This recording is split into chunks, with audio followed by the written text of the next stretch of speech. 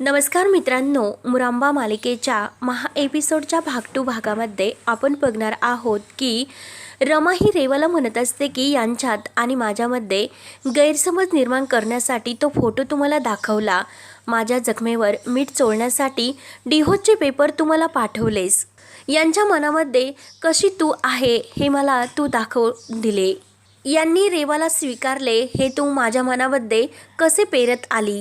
तू तर मला चॅलेंज देत होती की अक्षयला मी मिळूनच दाखवणार, परंतु तू हे चॅलेंज हारलीस, नाही जिंकून दिले मी तुला, कारण यांचं प्रेम हे तुझ्यावर नाही तर माझ्यावर आहे आणि तुला घराबाहेर काढण्यासाठी हा यांचाच प्लॅन आहे। कारण रेवा तू खूप स्वार्थी आणि वाईट आहे, प्रेमाचा अर्थ काय असतो हेच तुला माहिती नाही, म्हणून तू यांचं प्रेम काय मिळू शकणार, आणि तरीही मी आपली मैत्री जपण्यासाठी तुला वारंवार समजावत आले। मला असे नेहमी वाटायचे की रेवा तू सुधारशील, परंतु नाही, वाईट माणसंही कधी सुधारत नसतात। रेवा चिडते आणि खरं तर रमा तूच स्वार्थी आणि वाईट आहे, कारण प्रेमाची व्याख्या मला समजून सांगते आणि प्रेमाची व्याख्या फक्त तुम्हाला समजू शकते का। आणि राहिला प्रश्न तो मैत्रीचा, कारण मैत्रीसाठी मी आत्तापर्यंत खूप काही सहन केले आणि जे मला माहिती होते ते मी तुला आत्तापर्यंत सर्व काही सांगू शकले असते, परंतु मैत्री खातीर मी तुला सर्व काही सांगितले नाही। परंतु आता गोष्टी ह्या सर्व सहन करण्याच्या पलीकडे गेल्या, कारण तू माझ्या अक्षयला माझ्यापासून हिसकावून घेतलेस, कारण तुला सवयच आहे की दुसऱ्याचं हिसकावून घ्यायचं, आणि हे जे काही तू घेतले ना ते तुझं नाहीच आहे, आणि अक्षयची बायको होण्याची सुद्धा तुझी थोडीसुद्धा लायकी नाही। रमाला खूपच राग येतो आणि सनकन अशी ती रेवाच्या एक कानामागे मारते, तर रेवा लगेच रागाने रमाचा गळा पकडते। रमा म्हणते की रेवा सोड, नाहीतर मी काय करेल ते माहिती नाही।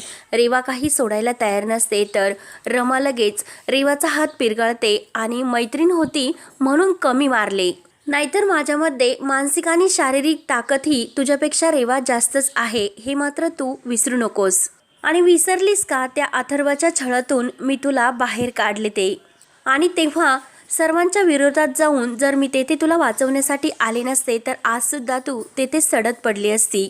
आत्तापर्यंत मी तुझ्यासाठी जे जे काही केलेस ना ते पूर्णपणे तू विसरत आली आणि अजूनसुद्धा तू तशीच वागते, म्हणून रमा जोराने रेवाचा हात पिरगाळून तिला बेडवर ढकलून देते, तर रेवाला आणखीनच टेन्शन येते। त्यानंतर इकडे आनंद हा ढोल ताशा घेऊन बाहेर अंगणात डान्स करतच आलेला असतो आणि मंगला मावशी आणि पंकजसुद्धा त्यामध्ये डान्स करत येत असतात, तर पंकज खुश होऊन म्हणतो की मंगले, आज मी न पिता रेवाच्या विसर्जनामध्ये नाचणार आहे। तेव्हा मंगला मावशीसुद्धा खूप खुश होऊन डान्स करत असते, तेव्हा अक्षयसुद्धा आपल्या हातामध्ये काठी घेऊन एका पायावर मस्त असा डान्स करत असतो। रमाकांत काका आणि आनंद हे मस्त असे डान्स करत असतात, सर्वांना खूपच आनंद झालेला असतो। तेवढ्यात सीमा येते आणि भाऊजी तुम्ही सुद्धा अक्षयला समजून सांगा ना, त्याचा पाय दुखतो। तेव्हा मंगलमावशी सीमाच्या हाताला धरते आणि तुम्ही सुद्धा चला, कारण या रेवा नावाची जी काही बेद आहे ती आता आपल्या घरातून कायमची निघून जाणार। सीमा म्हणते नाही नको। त्यानंतर इकडे रेवा रूममध्ये रमाला विचारते की कसला आवाज येतो हा, तेव्हा रमा म्हणते की अगं ढोलताशे पाठवणी करण्यासाठी यांनी ढोलताशे मागवले आणि वाजत गाजत तुला या घरातून कायमचं आम्ही हकलून देणार। आणि रेवा विसरलीस का, तुला मी चॅलेंज केले होते की जिंकलीस तर तुझी मी दृष्ट काढेल आणि हारलीस तर तुझी धिंड काढेल। तेव्हा रेवाला त्या क्षणाची आठवण होते, त्यामुळे आता तू खूप दुसऱ्याच्या घरामध्ये राहिली आणि स्वतःच्या पायावर दुसऱ्याच्या घरात उभी राहिली, त्यामुळे आता स्वतःच्या घरामध्ये कायमची निघून जा। तेव्हा रेवा लगेच रागाने रमाला म्हणते की मी हे सर्व नाही विसरणार, मी या घरामध्ये परत येणार आणि तूच काय पण घरातील कोणीसुद्धा मला या घरातून हाकलून देणार नाही। तेव्हा रेवाही डोळ्यातून खूप पाणी गाळत असते, कारण तिला खूप रडू आलेले असते। रमा म्हणते की अगं तू आमच्या घरामध्ये ये, फक्त अर्ध्या तासाची पाहुणी म्हणून ये। तेव्हा रागाने रेवा आपली बॅग घेते आणि बाहेर येत असते। तेवढ्यात इकडे सर्वजण नाचण्यामध्ये मग्न असतात, तर सीमाचे लक्ष रेवाकडे जाते आणि लगेच सीमा रेवाजवळ येते आणि रेवा, आता तुला समजले असेल ना की आपण दुसऱ्याशी इतकं वाईट वागलो तर कधीही आपलं चांगलं होत नाही। तर रेवा लगेच रागाने ए सीमा म्हणते, तर रमाही खुश होऊन येतच असते आणि लगेच ती रेवाला म्हणते की रेवा सीमा नाही म्हणायचे। तेव्हा सीमा ही रमाला शांत करते, तर रेवा म्हणते की काय ग सीमा, तुझे काय चांगले झाले ग? शशिकांत मुकादम तुला का सोडून गेला असेल की तुझ्यासारखी ही जुनाट ओल्ड फॅशनची बायको त्याला नसेन लागत आणि तुझ्यासारखीच ही रमा. मला तर काय तुमच्यासारख्या बायकांना या घरातून बाहेर काढायला पाहिजे. तर त्याच वेळेस तेथे अक्षय येतो. अक्षय हे सर्व ऐकतो आणि लगेच रेवावर धावून जातो. तेव्हा सीमा म्हणते की अक्षय नाही, नको. आणि ह्या नालायक मुलीसाठी आपण आपले मूल्य ही बाजूला ठेवायचे नाही, कारण ती एक मुलगी आहे म्हणून आपण तिच्यावर हात उचलायचा नाही, असे सीमा रेवासमोर अक्षयला समजावते. आणि तिला तिच्या पापाची शिक्षा मिळालीच ना. ते म्हणतात ना की विझणारा दिवा हा जास्त फडफडतो, त्या दिव्यासारखीच हे रेवाची गत आहे. तेव्हा लगेच अक्षय म्हणतो की अगं आई, हा विझणारा दिवा नाही तर हा फुसका रॉकेट आहे. त्यामुळे तुझी वाट लावायला कोणी बाहेर आहे की नाही हे बघ आणि या घरातून चालती हो, असे अक्षयसुद्धा रेवाला म्हणतो. तेव्हा रेवा रागाने आपली बॅग घेते आणि बाहेर येते. तर बाहेर आनंद आणि पंकज काका, मंगला मावशी हे खूप खुश होऊन डान्स करत असतात. रेवाचं हे सर्व बघून आणखीनच जळफळाट होत असतो. तर अक्षय मुद्दाम रेवासमोर येऊन खूपच आणखीन डान्स करत असतो. तेव्हा रमाकांत काका अक्षयजवळ येतो आणि अक्षयला म्हणतो की मला दादाची खूपच जास्त भीती वाटते, कारण तो नक्की काहीतरी करू शकतो. अक्षय म्हणतो की काका तू नको टेन्शन घेऊ, कारण ते काहीच करू शकणार नाही. तेव्हा अक्षयने जेव्हा शशिकांत त्या माणसाला ड्रग्स घेण्यासाठी काही पैसे देत असतो, तेव्हा शशिकांत आणि त्या माणसाचे सर्व बोलणे हे अक्षयने ऐकलेले असते. आणि अक्षयने पुन्हा आपला त्या शशिकांतचा प्लॅन त्याच्यावरच उलटवलेला असतो. म्हणजे त्या गुंडांलाच शशिकांतला एका ठिकाणी बांधून ठेवण्यासाठी सुपारी दिलेली असते. तेव्हा शशिकांत खूप चिडलेला असतो आणि ज्याने कोणी माझी ही अवस्था केली, तो माझा मुलगा असो किंवा माझा बाप असो, त्याला मी सोडणार नाही, असे तेथे जोरात किंचाळत असतो. तेव्हा अक्षयने त्या गुंडाला शशिकांतकडे त्याचा प्लॅन उलटवण्यासाठी त्याच्या दुप्पट पैसे दिलेले असतात. तेव्हा अक्षयला आठवण होते की एखादे चांगले काम करण्यासाठी त्या अगोदर वाईट कामाला सुद्धा काही पैसे द्यावे लागतात. तेव्हा लगेच आनंद खुश होऊन म्हणतो की चेन कुली की मेन कुली की कुल. लगेच खूप असे सर्वजण डान्स करू लागतात आणि अक्षयने शशिकांतचा वेळीच काटा काढलेला असतो. तर मंगला मावशी ही गुलालाचे ताट रेवावरून ओवाळते आणि जिथे कुठे जाशील ना तेथे तू कायमची सुखी राहा, असे तिला खुशून बोलते. रेवाचा मात्र तीळ मात्र जळफळाट होत असतो.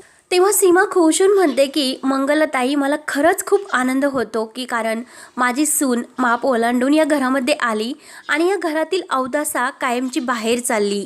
रमा तर खूपच खुश होत असते आणि मंगला मावशीसुद्धा ओवाळून रेवाची आरती करत असते. तेव्हा आनंद खुश होऊन म्हणतो की गो बॅक रेवा. सर्वजण रेवा गो बॅक असे म्हणून डान्स करू लागतात. रेवा जोरात ओरडते, हे सर्व काय चालले? तेव्हा अक्षय त्या ढोलताशांना जोरजोराने वाजवायला सांगतो आणि रेवाजवळ येऊन रेवाला म्हणतो की तुझ्या जाण्याचा आनंद आम्ही साजरा करतोय. तेव्हा अक्षय मंगला मावशीच्या हातातील गुलालाची थाळी घेतो आणि रमाच्या हातात देत म्हणतो की रमा घे हे आणि कर तुझे सर्व हिशेब चुकते. तेव्हा रमा आपल्या हाताने गुलाल घेते आणि तो पूर्ण रेवाच्या चेहऱ्याला लावते आणि याला म्हणतात की नियतीचा वार, चांगल्याची जीत आणि वाईटाची हार. आणि पूर्ण तिच्या चेहऱ्याला गुलाल लावून तिच्या हाताला धरते आणि तिला जोराने ढकलून देते. तर रेवा ही खाली तोंडावर पडते. तेव्हा अक्षय त्या ढोलताशांना जोरजोराने वाजवायला लागतो आणि रेवाची बॅग उचलून तिच्याकडे ती फेकून देतो. तेव्हा रेवाचा आणखीनच तीळमात्र जळफळाट होऊ लागतो. तर रेवा रागाने अक्षयकडे बघत असते आणि अक्षय आपल्या हातातील काठी फेकून देतो. रमाला उचलून घेऊन आणखीन डान्स करत असतो. तर रमा ही अक्षयच्या मिठीत येऊन डान्स करत रेवाकडे बघत असते. तर रेवाचा आणखीनच तीळमात्र जळफळाट होऊन ती अक्षय आणि रमाकडे रागाने बघू लागते. अक्षयने रमाला उचलून घेतलेले बघून सर्वांना मात्र खूपच आनंद होतो. रमा म्हणते की अहो ऐका, तुमचा पाय दुखतो, मला खाली ठेवा. तेव्हा अक्षय काही ऐकायला तयार नसतो आणि तो डान्स करतच असतो. तेव्हा अक्षय खुशून रमाला खाली ठेवतो आणि रमा म्हणते की अहो काय करता तुम्ही? अक्षय म्हणतो की आनंदाच्या भरात मी सर्व काही रमा विसरून गेलो आणि खूप खुश होऊन तो रमाकडे बघून हसू लागतो. तर रमा त्याची काठी घेऊन येते आणि अक्षयच्या हातामध्ये देते. तेव्हा रेवा आपली बॅग उचलते आणि तेथून जायला निघलेली असते. तर आनंद लगेच इकडे जान्हवीला व्हिडिओ कॉल करतो आणि हे बघ जानू, रेवा कशी बॅग घेऊन चालली ते. तर जान्हवी ते बघून सर्वच खूप खुश होते आनंद म्हणतो की जान्हवी हे बघ, तुला ढोलताशा बघायचा का की?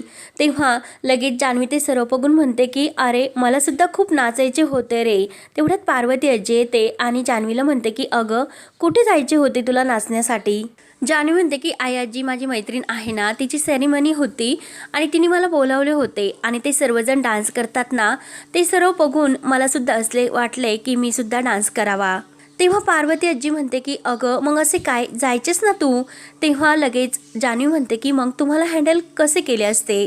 पार्वती आजी म्हणते की म्हणजे काय? तेव्हा जान्हवी म्हणते की अहो आजी, तुम्हाला बोर झाले होते, तुम्ही टेन्शनमध्ये होतात, मग मी तुम्हाला कसे सोडून जाणार हो? तेव्हा पार्वती आजी मात्र खुश होते.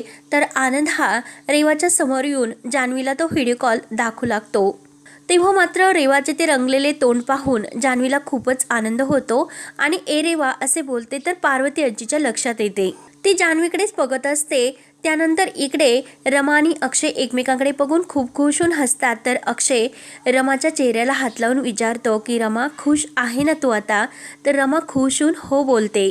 तर हा भाग येथे संपतो. पुढील भागामध्ये रमाला रेवाशी असे वागल्याने थोडेसे वाईट वाटलेले असते. ती अक्षयला म्हणते की आपण रेवाशी कसं वागलो हो? तेव्हा अक्षय हा रमाला म्हणत असतो की ती आपल्याशी जे काही वागले ते किती चुकीचे होते, आपल्याला किती त्रास दिला आणि तुला माहिती नसन की रमा त्या रेवाने तुझा पदर हा तेलामध्ये बुडवला होता आणि गॅसवर धरून तुझ्या पदराला तिला आग लावायची होती, हे मी माझ्या डोळ्यांनी बघितले. तेव्हा रमाला ते ऐकून धक्का बसतो. त्यानंतर इकडे शशिकांत हा घरी येतो आणि अक्षयला म्हणत असतो की मला बांधून ठेवण्यापर्यंत मजल गेली का तुमची? तेव्हा अक्षय म्हणतो सुनेच्या घरामध्ये ड्रंक्स पेरण्यापर्यंत मजल गेली ना तुमची? तेव्हा ते ऐकून शशिकांतला धक्का बसतो आणि शशिकांत म्हणतो की अक्षय, तू माझा बछडा आहे हे आज तू सिद्ध करून दाखवले, कारण मी जे काही जो मार्ग स्वीकारेन तोच आज मार्ग तू स्वीकारला. तेव्हा आता अक्षय शशिकांतला काय उत्तर देणार हे पाहण्यासाठी आपल्या चॅनलला नक्की सबस्क्राईब करत रहा. धन्यवाद.